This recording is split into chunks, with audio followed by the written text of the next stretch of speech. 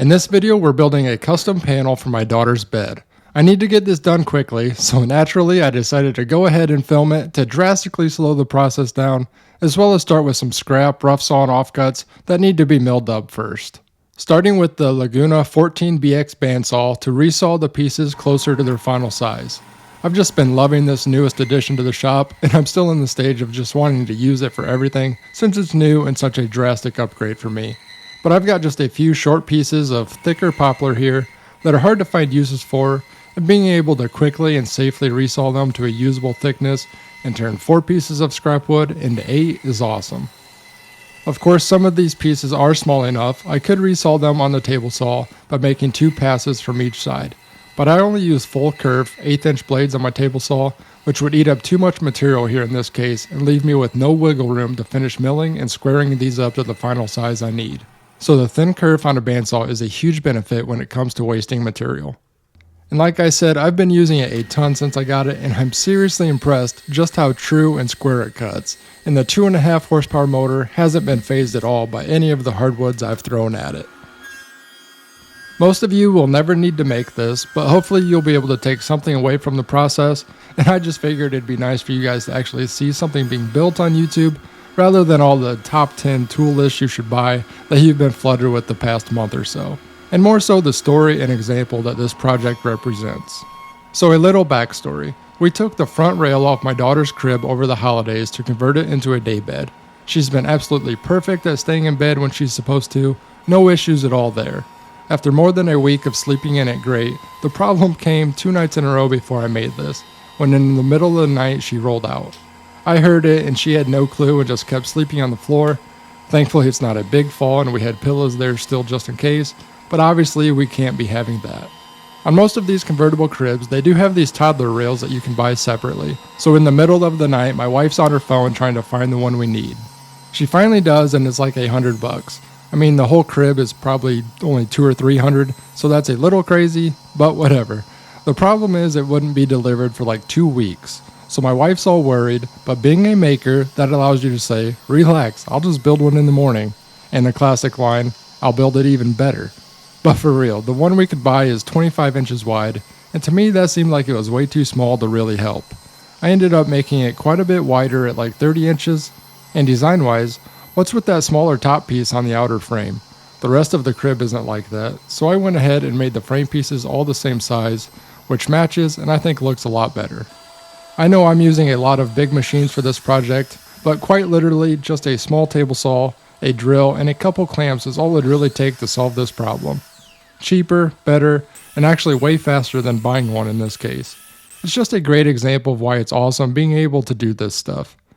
I know it's a little different than the bigger, elaborate projects I usually film, but let me know down in the comments what you think. Anyways, with all my pieces milled and taken down to their final size, I could get them joined together.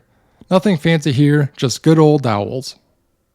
The thickness of the pieces, as well as the width and spacing of the slats, is all taken off the other 2 end panels of the bed to match, so it was just a matter of doing some math and laying out where to drill the dowel holes.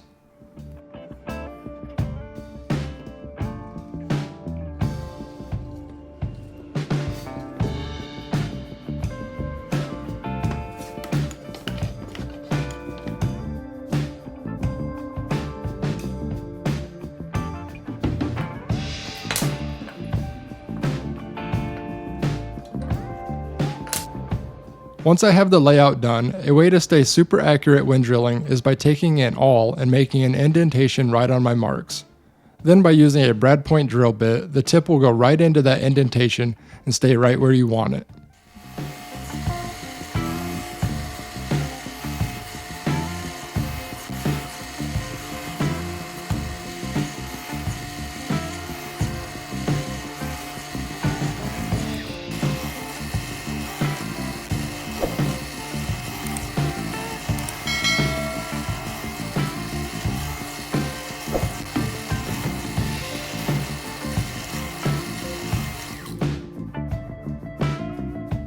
Now to drill the mating holes on the end of all the slats. I clamped them all together to make it way more stable and allow me to continue using the drill press.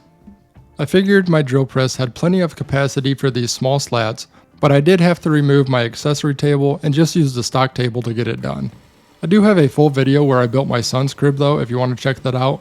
And those slats were all full length of course, so I drilled all these with just a handheld drill in that video.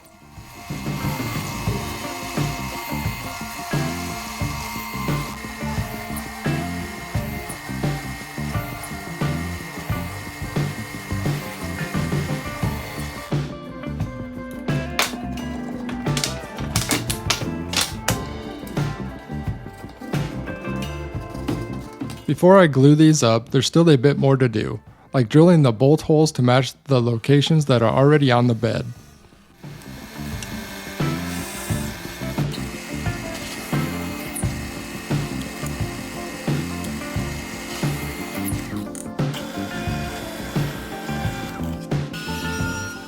From there I did an 1/8 inch roundover on the outer frame and gave the center slats a heavy 1/4 inch roundover on all 4 edges and got them all sanded.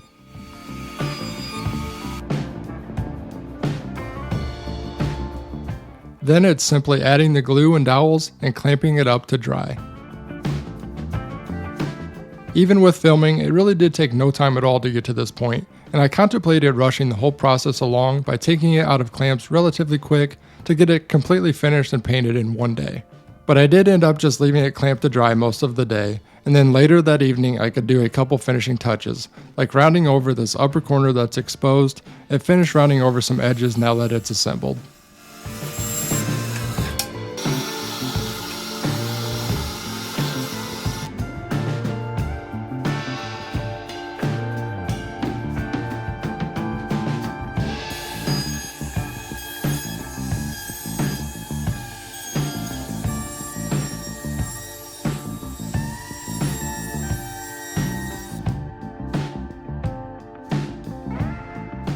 Of course, it still needed primed and painted, but at this point I went ahead and got it installed to use that night.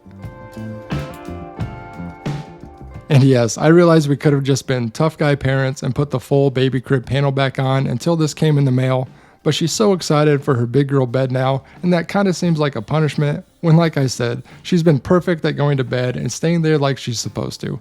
Her body just still needs a little help in the middle of the night when she's asleep. So after some quick drying primer and paint the next morning, the problem is solved.